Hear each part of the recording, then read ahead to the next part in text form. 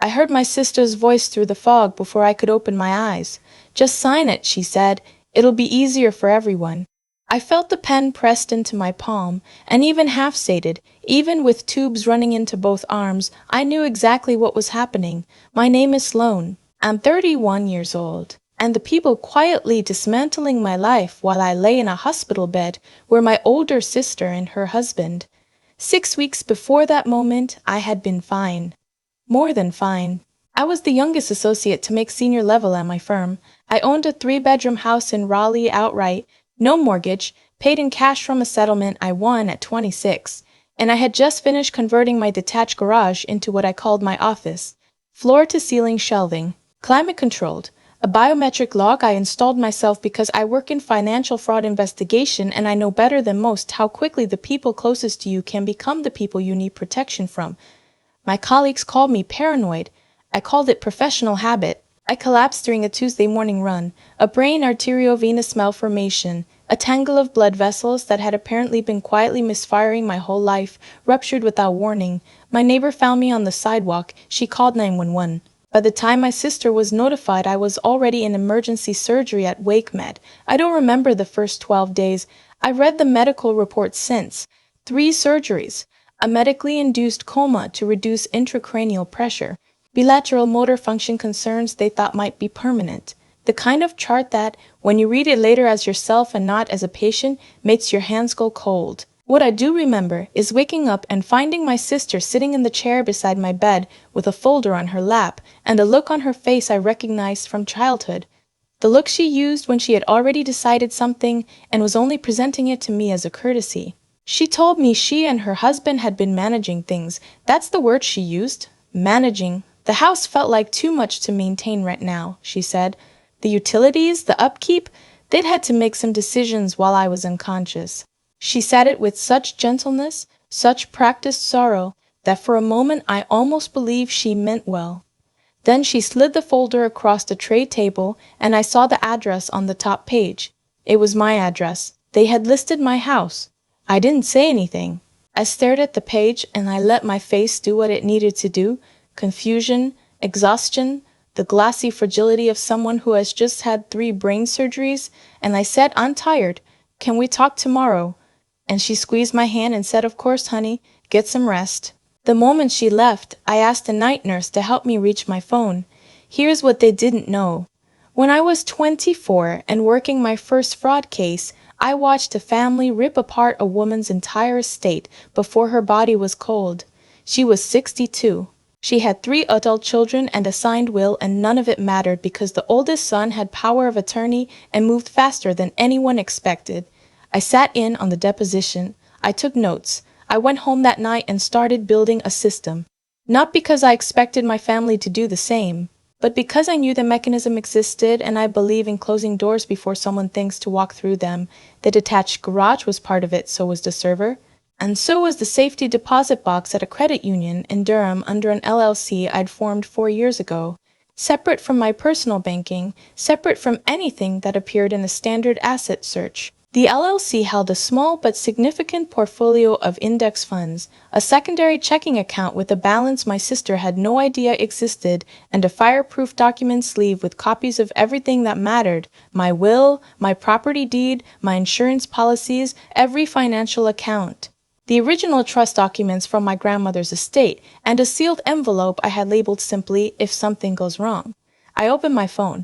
The Wi-Fi in the hospital was slow, but it connected. I logged into my home security system. The garage camera was still live. The biometric lock was intact. The lights inside were off. They hadn't found it. I lay in that hospital bed with IVs in both arms and a drainage tube in my skull, and I thought, good. Over the next 4 days, while I pretended to be weaker than I was, I pieced it together. My sister had filed for emergency guardianship 12 days after my admission. The court had granted temporary authority over my estate given my medical status. Unconscious, no advance directive on file with the court, no designated healthcare proxy. That part was a failure on my end. I had the documents drafted, but hadn't filed them. I won't make that mistake again. With guardianship authority, she had the legal ability to manage my assets. What she didn't have, though she apparently didn't realize this, was the authority to liquidate property without court approval unless she could demonstrate immediate financial necessity. She had listed my house. She had found a buyer. She had told the buyer closing could happen within 30 days. She had also been telling everyone who would listen that I was unlikely to recover fully, that I might need long-term care, that the house was too large and the maintenance costs were unsustainable, that it was heartbreaking really, but necessary. My oldest friend from college texted me while I was still in the hospital. She had seen something posted to a neighborhood Facebook group, my sister asking for prayers for our family, mentioning that she and her husband were doing everything they could, mentioning, carefully, the financial burden of it all. A GoFundMe appeared the following day for my medical care and recovery. It raised just over $60,000 in 72 hours. I have private health insurance through my employer. My out-of-pocket maximum for the year is $4,000. I had already met it. There was also the matter of my grandmother's pearls. She left them to me specifically, named in her will, witnessed and notarized, filed with the probate court in Forsyth County. They were in my bedroom, in the top drawer of the vanity my grandmother had also left me. My sister had photographed them and posted them to an estate sale Facebook group as part of a lot she was selling, captioned, "Helping cover ongoing medical costs."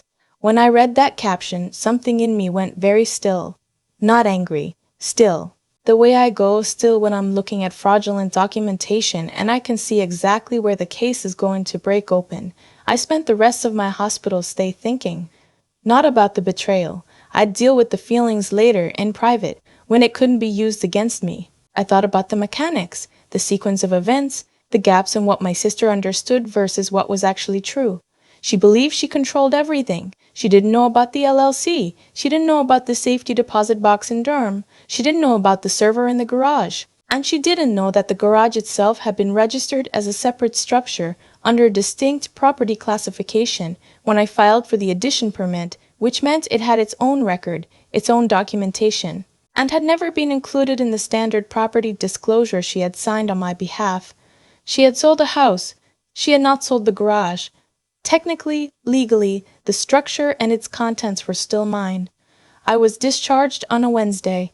I wore a compression sleeve on my left arm and walked slowly because I was still slow, genuinely not performing. My brother-in-law came to pick me up. He was warm and solicitous in the way people are when they know they've done something and are hoping softness will smooth it over. He asked if I needed anything. I said I was just glad to be going home. He paused at that. I said it again. Home. I'm glad to be going home. He told me gently that we'd figure all that out, that the important thing was my recovery, that they had a guest room ready for me at their place. I nodded like I was too tired to argue. That night, while they thought I was asleep in their guest room, I called a real estate attorney. Her name was Susan Park, and she had been a colleague of mine for 3 years, and when I explained what had happened, she was quiet for a long moment, and then she said, "Sloane, I need you to tell me everything, from the beginning." And I did. The following morning, I called the buyer. I found his contact information through the listing. My sister had used a discount flat fee MLS service to keep the commission low, which meant the buyer's information was visible in the public showing record. His name was in the file. I introduced myself with my full legal name and told him I was the property owner and that there were some matters related to the sale he needed to be aware of before closing. He asked if I was the one who'd been sick. I said yes. He said he was sorry to hear it. I said I appreciate that. I also need to let you know that the guardianship authority under which this property was listed did not include court authorization for liquidation of real estate assets, and the transaction may be subject to challenge. I want to resolve this quietly and cleanly before either of us wastes time at the closing table. He went quiet. I told him I wasn't asking him to walk away from a house he wanted. I told him I was asking for a conversation in person before anything else happened. He agreed. We met 2 days later at a coffee shop on Glenwood Avenue. He was in his early 40s, looked like someone who'd bought and sold enough houses to have seen complications before. He brought his own attorney. I brought Susan. We sat in a corner booth for an hour. I laid out the timeline, the guardianship filing, the absence of court authorization for sale, the GoFundMe, my actual insurance coverage, the itemized documentation I had already pulled together. His attorney leaned over and said something quietly to him. He nodded once. Then he looked at me and said, "What do you want?" I said, "I want my house back, and I want the transaction unwound before recording, which is still possible because closing hasn't happened. In exchange, I will provide documentation to your title company clearing the guardianship question, and I will ensure that you're compensated for your due diligence costs."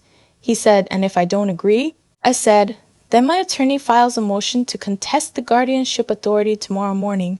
The title will flag during your lender's final review, and your closing will be delayed by a minimum of 4 to 6 months while the court resolves it." He was quiet for a moment. Then he said, "She told me you were incapacitated."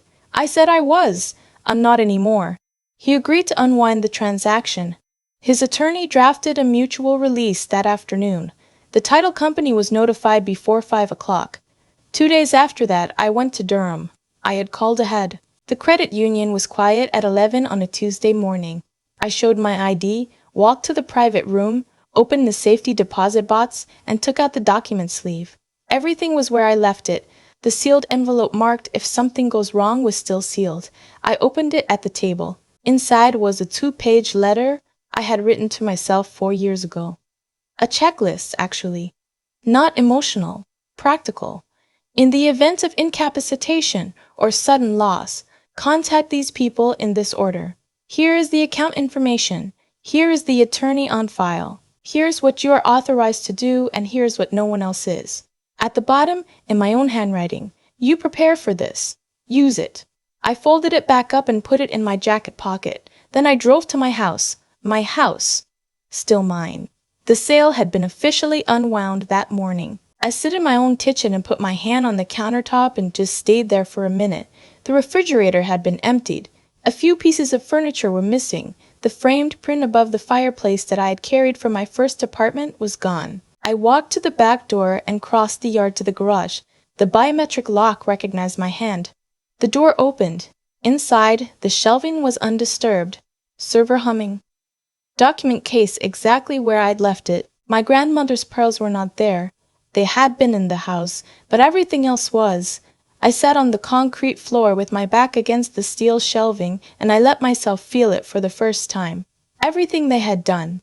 Everything I had almost lost. The $60,000 strangers had donated for medical bills I didn't need. My grandmother's pearls and a Facebook listing. The pen pressed into my hand while I was barely conscious. I let myself feel it, and then I stood up, and I called Susan.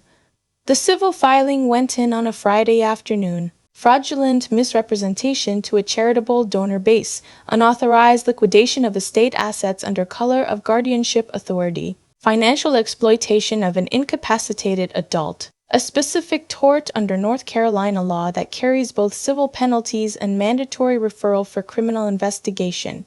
My sister called me that night. Her number lit up my screen, and I watched it ring, and I thought about 12 days of my life I would never get back. I thought about the pen in my hand. I thought about the look on my brother-in-law's face in the hospital parking lot when he said, "She's not going to make it. Probably better to start thinking about next steps." I answered on the 4th ring. She said, "What have you done?" I said, "What you did first." She started crying. Real crying or performed, I couldn't tell anymore and didn't particularly want to spend energy figuring out. She said they were trying to help. She said the situation was impossible and she was scared and they had to make decisions. She said I should understand. I said, "I understand everything. That's the problem for you." I hung up. The GoFundMe was flagged and taken down within 48 hours of my attorney contacting the platform. The pearl necklace was recovered through the estate sale administrator before it transferred. The listing had gotten no offers, as it turned out, because my sister had priced it too high. That detail made me laugh in a way I couldn't fully explain. The court proceedings took 4 months. My sister hired a defense attorney who tried to argue that the guardianship authority was a gray area, that the sale had been initiated in good faith, that the GoFundMe was a misunderstanding rather than intentional fraud. The bank records did not cooperate with that narrative. The transfer timestamps from the donation account to my sister's personal checking were clear. The text messages between her and my brother-in-law, subpoenaed as part of discovery, were clear. One from the 2nd day of my hospitalization: "If she doesn't pull through this, is actually going to be fine for us." The judge reviewed everything in chambers. She came back to the bench, and I watched my sister's attorney's face and knew before the ruling was read. Full restitution, of the GoFundMe proceeds, $62,400. Return of all personal property removed from the premises, including the pearl necklace. Civil penalties under the Financial Exploitation Statute. Mandatory referral to the Wake County DA's Office for criminal investigation of wire fraud and exploitation of a disabled adult. The guardianship was revoked permanently. My sister is now barred from serving as a legal representative for any family member under North Carolina law. After court, my brother-in-law tried to speak to me in the hallway. He put his hand on my arm. I looked at his hand until he removed it. He said, "We didn't think it would go this far." I said, "I did." He didn't have anything to say to that. The sleuth envelope had one more thing in it that I hadn't mentioned to anyone. A copy of my grandmother's estate documents, specifically the supplemental clause her attorney had added at her insistence during the final revision. It stated that any heir who attempted to interfere with the lawful transfer of named bequests to their intended recipients would forfeit their own inheritance from the estate. My grandmother had seen enough family money fights in her lifetime to want a firewall. She had talked to me about it once, sitting in her kitchen in Winston-Salem, shelling butter beans into a metal bowl. She said, "People get strange when someone dies. I want it on paper." My sister had been named in my grandmother's estate as a secondary beneficiary for a piece of land in Surry County, about 14 acres, appraised at just over $200,000. The interference clause triggered automatically upon the court's finding of unauthorized asset liquidation. The land passed to me. I didn't tell my sister until her attorney received the letter from the estate's executor. I was told later that she had to sit down. I'm back in my house now. The missing furniture has been replaced. Some of it I chose not to replace because it turned out I didn't like it as much as I thought I did when I had to re-examine what actually mattered to me. The framed print above the fireplace I found on eBay from the same artist. It looks better in the new frame I chose for it. My grandmother's pearls are in the top drawer of her vanity, exactly where they belong. The garage is locked. It always will be. There are people in my life now who ask me if I feel sad about my sister, if I wish things had been different, if I'm angry. The answer to all three is yes, in different proportions depending on the day. I don't talk about it much. There isn't a version of the story where she made a different choice and everything was fine. She made the choice she made on day 2 of my hospitalization in a text message to her husband before she even knew how I would come out of surgery. The thing she never understood about me, and maybe this is the thing toxic people never understand about the people they underestimate, is that I don't need to be angry to be effective. Anger is loud. It announces itself. It gives people time to prepare. I woke up quiet. I walked back into my own life like I knew exactly where I was going. Because I did. I had left a door open for myself. They never even knew it was there. I think about the pen a lot. The way it felt pressed into my palm when I could barely keep my eyes open. Someone standing over you at your most helpless, asking you to sign something, banking on the fact that you're too broken to understand what you're giving away. That image doesn't leave me, and honestly, I don't want it to. Not because I'm bitter, because it taught me something I couldn't have learned any other way. My sister made her choice on day 2, before she knew how I would come out of surgery, before she had any real information. She looked at my situation and saw an opportunity and she moved. That's not something that happened because of a hard moment or a moment of weakness. That's character. And the hard truth I've had to sit with is that character, yours and other people's, reveals itself most clearly when the stakes are real and the consequences feel distant. What protected me wasn't luck. It wasn't that things happened to work out. I had built something quietly, over years, because I had seen what people are capable of and I chose to take that seriously. The locked garage, the LLC, the document sleeve in Durham. None of that was paranoia. It was the kind of clear-eyed thinking that most people avoid because it means admitting that love doesn't automatically mean safety. Knowing the difference between the two and building your life around that knowledge rather than the version of reality you wish were true. That's what got me back into my own house. There's a version of me that woke up from that surgery and fell apart, that cried, that confronted, that let the anger run the situation. I felt all of it. I still feel it. But I had learned, from years of watching fraud cases, from years of watching people lose everything because they reacted before they planned, that emotion is something you spend privately, not publicly. You feel it on your own time. You act on what you know. That discipline is something I worked for. It didn't come naturally. I used to be reactive. I used to say exactly what I thought the moment I thought it. What changed me was watching what happened to people who did the same thing in high-stakes situations and lost everything because of it. I decided I wanted to be someone who could hold it together when it mattered. Not cold. Steady. There's a difference. And the integrity piece, that one's quieter, but it matters just as much. I could have handled this differently. I could have gone to the press before I went to the courts. I could have posted everything publicly the moment I was discharged. I didn't, because that wasn't about justice. That was about spectacle. I wanted the right outcome through the right process, documented and clean, so that nothing I did could be used to muddy what she had done. What I know now is this. The people who tried to take from me when I was down underestimated all three. They thought I wasn't thinking. They thought I wasn't prepared. They thought I didn't have the stomach to see it through. They were wrong on every count, and the reason they were wrong is that I had spent years quietly building exactly those things. The honesty to see my situation clearly, the intelligence to prepare for what I hoped would never happen, and the willingness to walk through a very long and painful process to the end. My grandmother used to say, put it on paper. She meant wills and documents. But she also meant, know what you value, write it down somewhere permanent, and don't let anyone talk you out of it when things get hard. The pearls are back in the drawer where they belong. The garage is still locked. Some doors you keep closed. Not out of fear, out of wisdom.